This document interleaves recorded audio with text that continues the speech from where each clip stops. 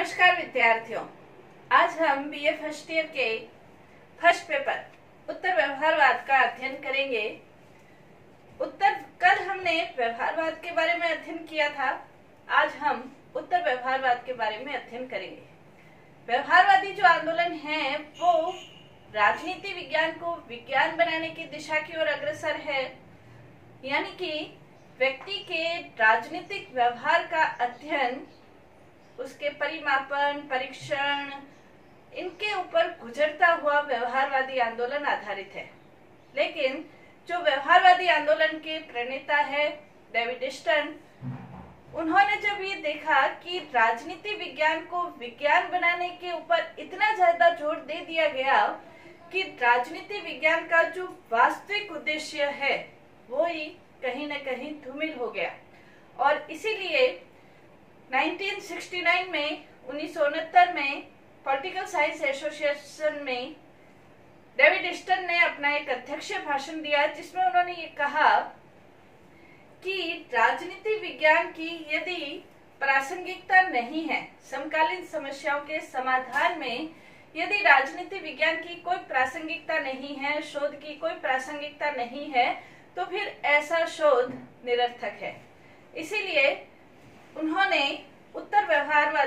ये कहा कि अब हमें व्यवहारवाद में कुछ सुधार करके उत्तर व्यवहारवादी बनना होगा, यानी कि व्यवहारवाद उसका परिष्कृत रूप उत्तर व्यवहारवाद।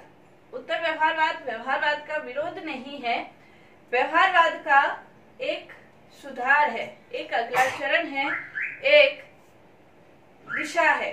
जैसे उन्होंने ये कहा था कि ये एक वास्तविक क्रांति है, ये प्रतिक्रिया नहीं है, ये अनुरक्षण है, आगे बढ़ने की दिशा है, आगे बढ़ने की, व्यवहारवाद की तुलना में आगे बढ़ने की दिशा है। ये पीछे हटने की प्रवृत्ति नहीं है, बल्कि ये एक आंदोलन है। क्या? उत्तर व्यवहारवाद।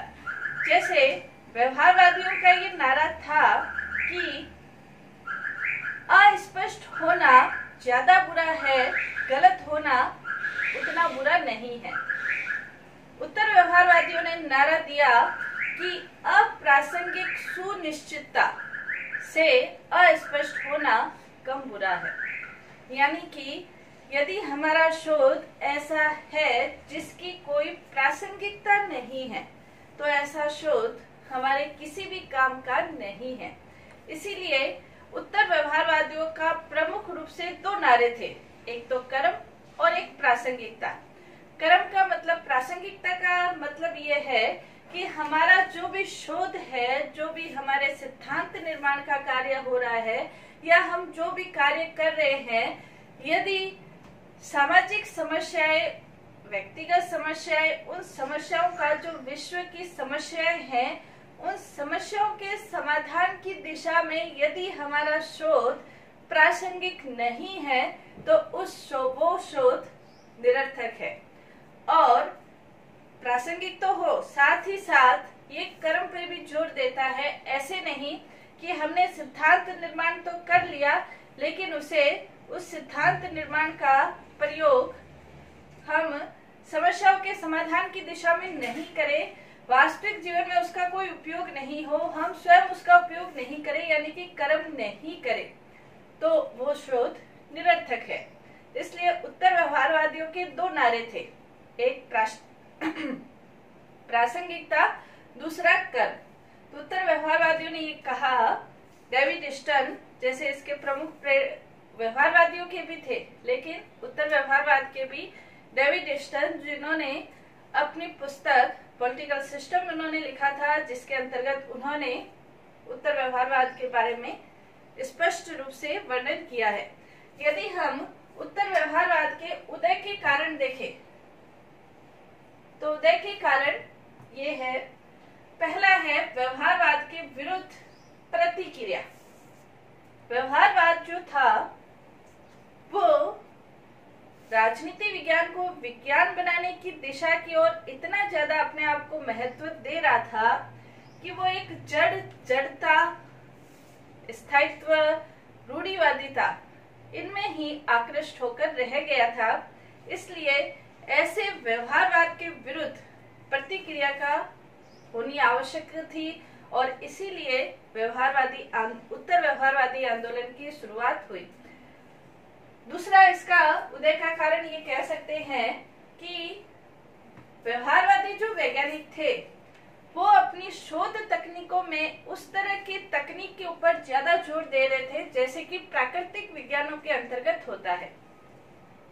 प्राकृतिक विज्ञानों के अंतर्गत जित शोध जो तकनीकों का प्रयोग होता है उसके अंतर्गत प्राकृतिक विज्ञानों में जो विषय वस्तु है, शोध की विषय वस्तु है, वो वस्तु होती है, तो उसमें परिवर्तन नहीं होता। जो निष्कर्ष निकलते हैं वो सही निकलते हैं।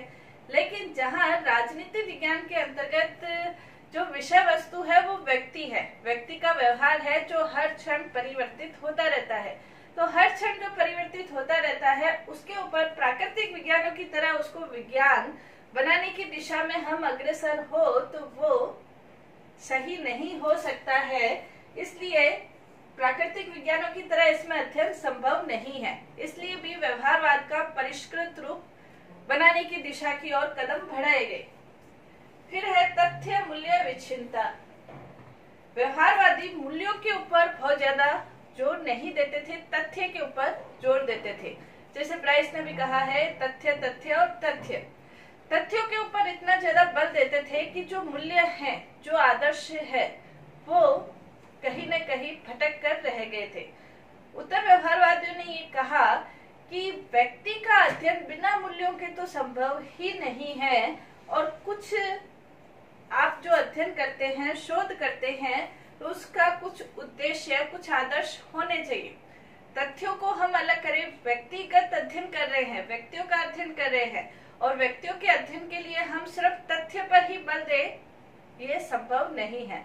तथ्य और मूल्य एक दूसरे पर आश्रित है इनके, जबकि व्यवहारवादी सिर्फ तथ्यों के ऊपर जोर देते थे। इसलिए भी तथ्यों के साथ मूल्यों को जोर देने पर के कारण भी उत्तर व्यवहारवाद अस्तित्व में आया।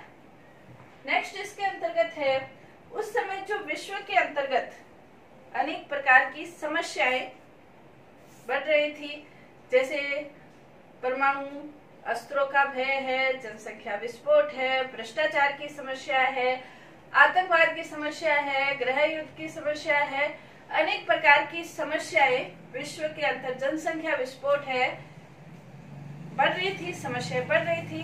लेकिन व्यवहारवादी सिर्फ सिद्धांत निर्माण की दिशा की ओर ही, सिद्धांत निर्माण करने में ही अपने आप को व्यस्त मान रहे थे। इसलिए भी उत्तर व्यवहारवादियों ने, जो इसके खुद समर्थक विद्वान थे, उन्होंने ये देखा कि हमारे शोध का क्या महत्व यदि हम विश्व की इन समस्याओं के समाधान की दिशा में हम आगे ही नहीं बढ़ रहे हैं। इसलिए भी उत्तर व्यवहारवाद की ओर कदम बढ़ाए गए। फिर चाहे कितना भी शोध वैज्ञानिकों की दृष्टि से, वैज्ञानिक अध्ययन की दृष्टि से हम कर ले, लेकिन फिर भी वैज्ञानिक अध्ययन की दृष्टि से कर ले, फिर भी इसमें उचित जो भविष्यवाणी है वो नहीं कर सकते हैं, ये सीमा निर्धारित थी। जबकि व्यवहारवादी प्राकृतिक विज्ञान बनाने की दिशा में इस तरह संलग्न थे कि उनको ये लगा कि हम इस क्षेत्र में भी भविष्यवाणी कर सकते हैं। जबकि मानव व्यवहार है वो निरंतर परिवर्तित होता रहता है, तो हम किसी भी सिद्धांत की दृष्टि से निश्चित भविष्यवाणी कर सके ये संभव नहीं था। तो भी उत्तर व्यवहारवाद की दिशा की ओर कदम बढ़ाए गए। तो ये कारण थे जिनके कारण से उत्तर व्यवहारवाद अस्तित्व में आया। डेविड स्टर्न ने उत्तर व्यवहारवाद की जैसे उन्होंने 8 विशेषताएं बताई, वैसे ही उत्तर व्यवहारवाद की भी उन्होंने कुछ विशेषताएं बताई हैं। जैसे पहली उन्होंने विशेषता बताई प्रवृत्ति से पूर्व सार। प्रवृत्ति से पूर्व सार का मतलब ये है,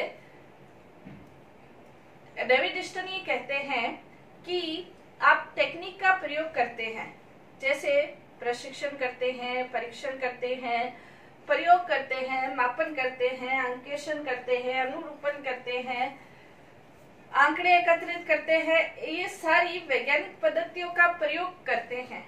लेकिन इन सारी वैज्ञानिक तकनीकों का प्रयोग क्यों हो रहा है, इसके ऊपर ज्यादा महत्व देना चाहिए, न कि टेक्निक के ऊपर ज्यादा महत्व देना चाहिए।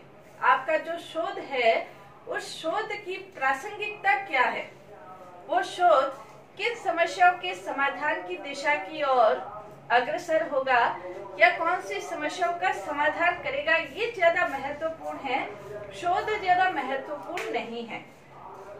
उत्तर व्यवहारवादी ये भी कहते हैं कि समस्याओं के समाधान यानी कि सार यानी कि लक्ष्य की दिशा की ओर यदि आपकी टेक्निक बाधा उत्पन्न करती है तो उस टेक्निक को भले ही छोड़ दो, लेकिन लक्ष्य को, अपने सार को नहीं छोड़ना चाहिए। तो प्रविधि से पूर्व सार यानी कि आपका जो शोध है वो प्रासंगिक होना चाहिए समस्याओं के समाधान की दिशा में। दूसरा उसका है सामाजिक परिवर्तन पर बल। जो भी शोध है वो शोध सामाजिक समस्याओं के समाधान की दिशा में अग्रसर होना चाहिए। उस समय विश्व में अनेक प्रकार की समस्याएं थी, जनसंख्या विस्फोट है, आतंकवाद है, गृह युद्ध है, युद्ध की विभीषिका है, पर्यावरण प्रदूषण है, लेकिन इन सामाजिक समस्याओं को इर्द गिर्द ही इनके खुद के व्यवहारवादियों के स्वयं के पाश्चात्य जगत के अंतर्गत भी ये समस्याएं थी।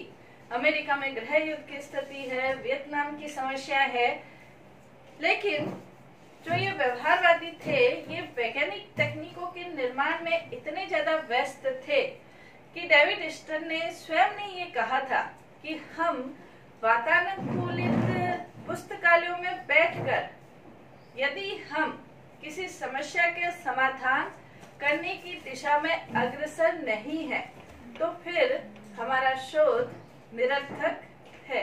इसलिए वो ये चाहते थे कि जो भी कार्य, शोध कार्य हो, वो सामाजिक समस्या के समाधान की दिशा में प्रासंगिक होना चाहिए। तो सामाजिक समस्याओं के परिवर्तन पर बल देते थे। व्यवहारवादी परिवर्तन पर नहीं सोचते थे, व्यवहारवादी वैज्ञानिकता पर ज्यादा जोर देते थे। नेक्स्ट है समस्याओं के विश्वसनीय निदान की आवश्यकता। जो विभिन्न प्रकार की समस्याएं हैं उसका निदान क्या हो, उन समस्याओं का समाधान क्या हो। व्यवहारवादी अपने शोध सिद्धांतों के अंतर्गत एक रूढ़िवादिता से ग्रस्त हो गए थे। रूढ़िवादिता का मतलब ये है कि व्यवहारवादी जो भी शोध कार्य कर रहे थे वो शोध कार्य, जैसे उन्होंने 10 व्यक्तियों के राजनीतिक व्यवहार का अध्ययन किया, तो ये 10 व्यक्तियों का जो राजनीतिक रूढ़िवादिता की ओर ग्रस्त हो गए थे। जैसे 10 राजनीतिक व्यक्तियों के व्यवहार का अध्ययन कर रहा है तो उस व्यवहार को वो उस 10 तक सीमित रख रहे थे, जबकि वास्तव में समस्या तो पूरे विश्व की है। समस्याओं का समाधान व्यापक संदर्भ में होना चाहिए, तो वो व्यापक संदर्भ उनके पास, व्यवहारवादियों के पास नहीं था। उत्तर व्यवहारवादी ये चाहते थे कि समस्याओं के समाधान की दिशा में यदि हम आगे बढ़े तो हम यथार्थता से मुंह नहीं मोड़ सकते हैं, हमें यथार्थ समस्याओं के समाधान की दिशा में आगे बढ़ना ही होगा। और समस्याओं का समाधान हमें व्यापक संदर्भ में, जैसे आतंकवाद की समस्या है तो ये व्यापक संदर्भ में इसके समाधान की दिशा में आगे बढ़ना होगा। ये नहीं कि हमने 10 व्यक्तियों का व्यवहार का अध्ययन करके उस समस्या का समाधान खोजने का प्रयास करें, नहीं, लेकिन इसका व्यापक संदर्भ में अध्ययन होना चाहिए। नेक्स्ट इसमें है मूल्यों की महत्वपूर्ण भूमिका। उत्तर व्यवहारवादी ये मानते थे कि राजनीतिक व्यवहार व्यक्तियों से संबंधित है, इसलिए हम मूल्यों विच्छिन्न अध्ययन नहीं कर सकते हैं। सिर्फ यदि हमने तथ्य पर बल दिया तो राजनीति विज्ञान का हमारा जो अध्ययन है वो एक नीरस अध्ययन, अप्रासंगिक अध्ययन हो जाएगा। इसके साथ ही साथ यदि हमने मूल्यों पर जोर नहीं दिया, तो सिर्फ तथ्यों पर जोर दिया, तो राजनीति विज्ञान वास्तव में उसका गलत तरीके से दुरुपयोग भी हो सकता है। यदि हमने आदर्शों, मूल्यों, नैतिकता को महत्व नहीं दिया तो इसका गलत दिशा में प्रयोग हो सकता है। इसलिए उत्तर व्यवहारवादी ये मानते हैं कि तथ्य और मूल्य दोनों पृथक पृथक नहीं, बल्कि किसी भी शोध कार्य के लिए दोनों का महत्व समान रूप से है और दोनों एक दूसरे के पूरक है, इसलिए मूल्यों पर ज्यादा महत्व दिया। नेक्स्ट उत्तर व्यवहारवादी ये कहते हैं कि हम जो बुद्धिजीवी है, जो हम शोध कार्यों में लगे हुए हैं, तो शोध कार्यों में जो हम लगे हुए हैं, तो उसके बुद्धिजीवियों की जो भूमिका है, वो बुद्धिजीवियों की भूमिका सिर्फ ज्ञान देने तक, ज्ञान ग्रहण करने तक, ज्ञान लिखने तक सीमित नहीं होनी चाहिए, बल्कि बुद्धिजीवियों की भूमिका समाज के पुनर्निर्माण की दिशा में आगे बढ़ने की भी होनी चाहिए। हम बुद्धिजीवी हैं, पढ़े लिखे हैं, इसलिए हमारी भी समाज में भूमिका ये हो कि समाज के पुनर्निर्माण की दिशा में हम आगे बढ़े। फिर है कर्मनिष्ठ विज्ञान। उत्तर व्यवहारवादी राजनीति विज्ञान को एक कर्म विज्ञान, मनन विज्ञान की बजाय कर्म विज्ञान बनाने की दिशा में अग्रसर है। उत्तर व्यवहारवादी ये कहते हैं कि जानने का अर्थ है करने का उत्तरदायित्व अपने हाथ में लेना, और उत्तरदायित्व हाथ में लेने का अर्थ है अपने आप को कार्यों में लगा देना। तो ये कर्मनिष्ठ, कर्म पर भी जोर देता है। नेक्स्ट, उत्तर व्यवहारवादी अपने व्यवसाय का राजनीतिकरण कर देना चाहते हैं। व्यवसाय का राजनीतिकरण करने का तात्पर्य ये है कि उत्तर व्यवहारवादी ये मानते हैं कि हमें जहाँ कहीं भी समस्याएं दिखे, उस समस्या के समाधान की दिशा की ओर हमें आगे बढ़ना चाहिए, चाहे वो विश्वविद्यालय में हो, चाहे व्यक्ति में हो, चाहे जातीय दृष्टि से हो, धार्मिक दृष्टि से हो, राजनीतिक दृष्टि से हो, संचार की दृष्टि से हो, व्यवहार की दृष्टि से हो। जहाँ समस्याएं हैं, वो समस्याओं के समाधान की दिशा में हमें आगे बढ़ना है, और इसलिए हमारे राजनीति को एक व्यवसाय की तरह, यानी कि जहाँ भी समस्याएं हैं, समस्याओं के समाधान की दिशा में हम आगे बढ़े। हम एक निश्चित दायरे में बैठकर सिर्फ अपने ज्ञान का अर्जन करें, प्रयोग करें, ये नहीं हो, बल्कि वास्तविक रूप में उन समस्याओं के समाधान की दिशा में हम वास्तविक जगत पर जाकर, वास्तविक जगत में जाकर उन समस्याओं के समाधान की दिशा की ओर आगे बढ़े। तो ये उत्तर व्यवहारवादी थे। तो उत्तर व्यवहारवादी कर्म पर जोर देते थे, प्रासंगिकता पर जोर देते थे, और ये व्यवहारवाद का उत्कृष्ट रूप अपन कह सकते हैं, इसीलिए इसका नाम उत्तर व्यवहारवाद पड़ा। डेविड स्टन भी उत्तर व्यवहारवाद के प्रणेता है और व्यवहारवाद के भी प्रणेता है। व्यवहारवाद की जो समस्याएं थी, जो कठिनाइयां थी, उनकी जो आलोचनाएं थी, उनके सुधार के रूप में उत्तर व्यवहारवाद अस्तित्व में आया है। धन्यवाद।